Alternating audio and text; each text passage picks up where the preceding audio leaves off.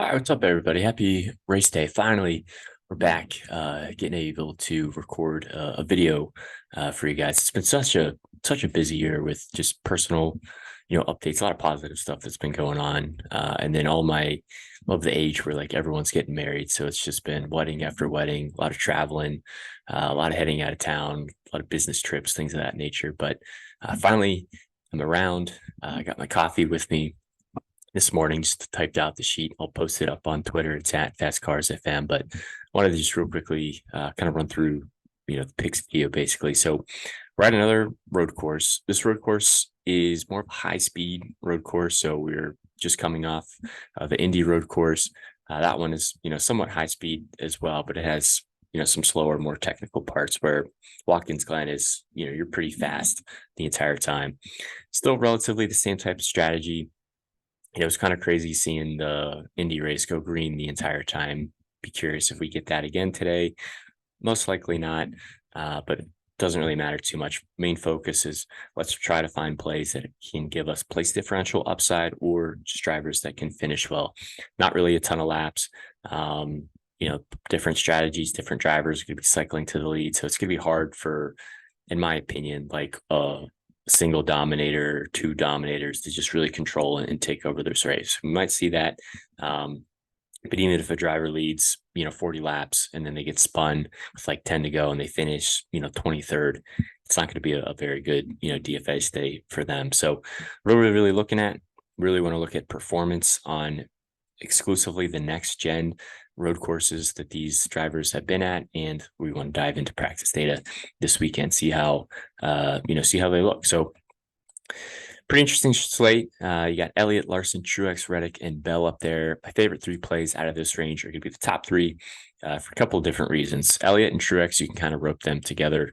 Most of them, they give you place differential upside with their starting position and great finishing potential too. I mean, if Elliott is going to make the playoffs, this is basically it for him. I know he was a little disappointed with that qualifying effort, but he was pretty quick in practice. HMS has been very, very fast here as of late. Kyle Larson has won the most two recent Watkins Glen races, starts fifth today. So you could maybe argue that, hey, I'm going to play Larson because I think he's going to win this race, or I think he's going to be the lap leader. And then I'm going to pair him with some other drivers that I can think will finish well or, provide me with some place differential upside. So really like Elliott and Truex a lot for cash games. I can understand the pivot off Elliott in tournaments because of his price and because of the amount of ownership he's probably going to get today. Watkins Glen is definitely by far his best track. Reddick, Bell, and Busch, the next kind of category of drivers here. These drivers are kind of more tournament plays. I'm not targeting them by any means. They all are quick. Reddick has been one of the best road course racers with these next gen cars. Starts eighth, gives you a little bit of place differential upside. Most likely isn't going to carry a ton of ownership like Elliott and Truex are. Bell will probably carry the least amount of ownership of the top range here. Starting seventh is kind of an expensive price tag for Bell, but he backed it up. Very similar practice times that Reddick had. And then Kyle Busch. Kyle Busch might see a little bit of an ownership dip. I know he was very fast actually at the Indy road course last weekend before I think that team just got down on power or whatever it was, but he was actually catching the leaders or maintaining decent pace. And then once he started having those issues, he just kind of fell off the grid there. So didn't get a great result yesterday in the Xfinity race, but he did get some additional laps. Could be a sneaky play. So if you're building multiple lines, I don't mind throwing Kyle Busch in there for tournaments.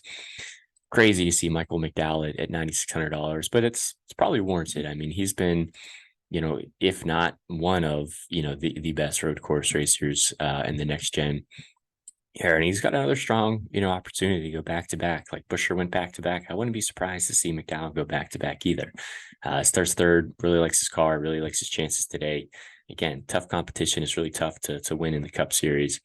In order for him to pay off DFS wise, he's really going to have to, finish well. So, I'm still interested because I think he can finish well. He just doesn't really give you that place differential upside. So he's not a target for me by any means, but I'm still going to have a good chunk of McDowell in my lineups. Suarez, I'm probably going to be a little bit underweight on. What could have been for Suarez last weekend at Indy if he didn't have that pit road issue. He's been okay at the road courses. It just, I don't know. I like other plays around him. One play I really like a lot today is AJ Allmendinger. AJ Allmendinger's finishes on the next gen cars have been horrendous. I can understand wanting to stay far, far, far away from him. But he has the track position starting sixth, and he was the fastest car in practice too. So I really like the upside tournament play. I like this price. Um, I project Allmendinger to be running inside, the top six, top five all day long. And if he does that, that's going to pay off really well. He's going to score well. And then if I compare him with some Elliott's, some Truex's, some Bowman, some Harvick, some Blaney's, like some place differential upside types of plays. I think that is going to be the way to go today. Buescher just missed out on his top 10 streak, finishing 11th last week at Indy Road Course. Likes his car a lot more this week than he did last week. Pretty consistent, pretty reliable. Feel pretty confident and safe that he'll be around the top 10 again today. Denny Hamlin, I have him as medium. Personally, I'm leaning on other drivers that I think are potentially going to be lap leaders today, or other plays that I think are going to move their way forward through the field.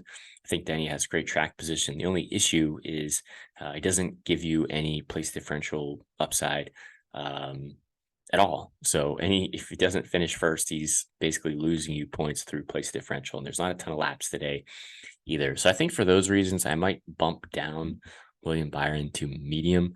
I just really like HMS's speed. I think Byron might pass Hamlin early for the lead and be a lap leader. And I could see Byron, running inside the top five, the top seven all day long. So, I could see you making the same argument. Well, if you don't like Hamlin, you shouldn't like Byron. But, if you are trying to build a single lap leader or two lap leader, type of lineup, I don't mind, going to Byron. I'm going to have a little bit more Byron than Hamlin today. Gibbs, probably a little bit more of a tournament play starting fourth. Not going to see a ton of ownership, but he was pretty quick at the Indy Road Course before he got spun. So shouldn't see a lot of ownership. Really like Austin Cindric today. A little bit of expensive price to pay, but he's been pretty good. I'm actually going to bump these guys up to high here. Bowman, I think, is in a similar category. So drivers that kind of start in the teens like this, I like these types of plays because they're not so far back that they're going to carry a ton of ownership, but they also, have some decent speed that they're able to qualify, decently well. So I think they can give you a place differential and finishing, upside, where Harvick, yeah, he starts really deep in the field, but his practice times were just god awful. All of SHR's practice times were god awful. So I'm still interested in Harvick. I just think, Cindric and Bowman's finishing potential is a lot higher. So they're going to give me the finishing potential points and the place differential points, where I think Harvick, he's going to give me the place differential points. I just don't know like how far inside the top 20 he can, realistically finish. So that would be my concern there. So I kind of like that type of approach with tournaments. But if you're playing cash games, I mean, Harvick and Blaney, like those types of plays are going to be, probably staples of your lineup. Ross Chastain, man, it's been just kind of a rough going for him recently because of that, because of the momentum, because of his practice times. I really don't want anything to do with him, unfortunately. I'm going to root for him, but DFS wise, I'm just not getting to him today. Logano, another driver I'm not really getting to. Draftkings doesn't really think he's going to be that good either, pricing him at $700-800. He did finish third here last year, which is encouraging. But starting 11th, I just have a hard time envisioning him finishing much higher than that. Kind of already talked about Harvick and Blaney.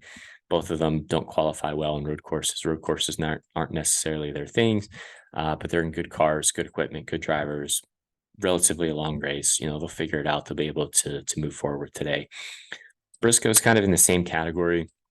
I basically have Harvick, Blaney, and Briscoe projected all about the same, how many points they score relatively to where they finish. So I think Harvick's probably to carry the most ownership. Blaney's probably to carry the second amount of ownership in this range, and Briscoe's could probably carry the third amount of ownership in this range. So I think you could play all three of them. You could play two of them. You could play one of them. You could play none of them. It's really up to you. But for me, I'm going to try to get a little bit more Briscoe just because I think Harvick and Blaney are going to be extremely high owned. So if I can get a little bit of leverage, pivot play that I have projected relatively similarly, Briscoe's going to be, that type of play for me. Not getting to Keselowski, Wallace, or Gilliland today. Keselowski just hasn't had the same type of speed that Buescher's had on road courses.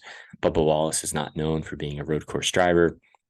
Todd Gilliland, usually shows some pretty good speed at these road courses, but $6,700 is kind of expensive to pay. And he starts 25th. I would be a little bit more interested if he started further back. Did have decent speed at Indy before he got into the wall.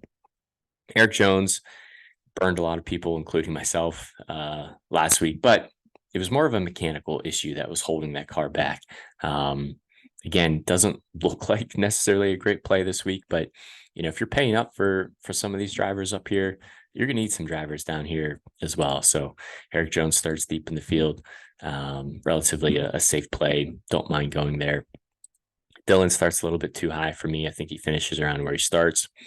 Haley's kind of in the same boat, but he starts a little bit further back, and he did have, the 16th fastest, time in practice. So I think he gives you a little bit of, upside. I can see him fighting for a top 20 today. So I don't mind if you land on him. Same with Stenhouse. Stenhouse wasn't as fast as Haley, but he gives you more place differential upside. So they're relatively similar plays. Not really interested in Almirola or Priest too much. Between the two of them, I'd rather go with Priest just because of where he starts. And then from there, Rockenfeller, Custer just qualified a little bit too far forward for the equipment that they're in. Pretty crazy. You see Corey LaJoy, make the second round of qualifying and for $5,200. Maybe you go super aggressive and you take, one of your lines and you throw LaJoy in there and you think maybe he can finish around where he starts and score decently well for that price. But for me, I have a hard time envisioning that happening. I would imagine he's probably going to fall back throughout the race. And then if you need to go to the bottom of the slate, I think Burton and Dillon are probably the safest options. If you're going to go down to Burton, you might as well just go all the way down to Dillon. He basically starts shotgun on the field. Can't lose you any points. Drivers wreck out. As long as he stays on the track, he's going to score, decently well. And if you jam Dillon in, it allows you to get Elliott, allows you to get Truex, Buescher, Harvick, Blaney. You can really kind of start stacking the quote unquote good plays. And then, maybe if you need an extra $100 to get to one driver you really want in your lineup, going down to Bilicki isn't going to kill you either. So these road courses have kind of been tough.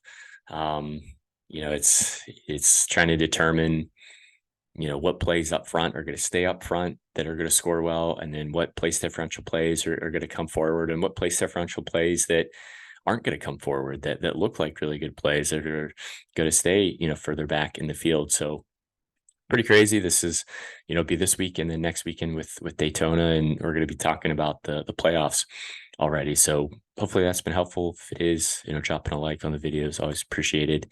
Commenting just always helps with the algorithm too. And then ultimately our goal is just to keep growing and keep getting that sub count higher. So thank you guys. Appreciate all the support, all the patience as well with how busy things have been, and good luck today.